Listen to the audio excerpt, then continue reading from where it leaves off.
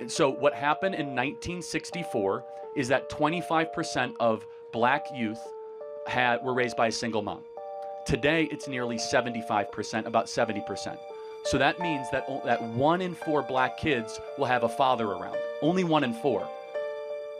That's the number one issue happening in the country, and it's not because of systemic racism. I'd like to hear what you have to say about that. Okay. Let's answer that question. What happened to the black man in America?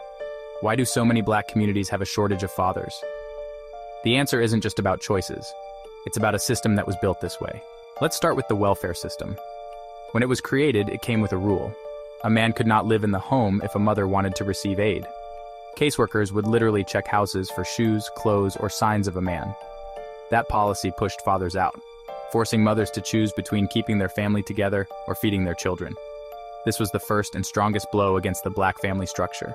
At the same time, black men faced low job opportunities. Factories closed, discrimination in hiring was rampant, and poverty rates were disproportionately high in black communities.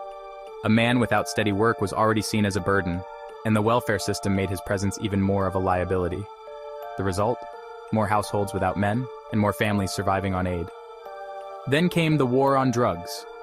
Minor drug charges sent countless black men to prison for decades. A system that punished crack harsher than powder cocaine targeted black neighborhoods directly.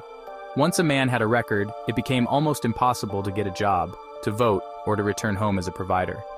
Prison became another tool to remove black men from their families.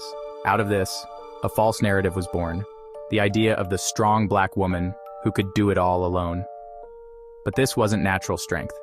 It was survival. Mothers had to figure things out on their own, not because black men didn't want to be there, but because systems, welfare policies, job discrimination, and mass incarceration made it nearly impossible for them to stay. So when we ask what happened to the black man, we must see the bigger picture.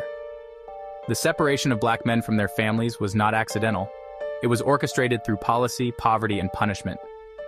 Understanding this truth is the first step in breaking the cycle. While we all want to move forward, we must look back to understand where we are today. Let's let go of judgment and move forward in love.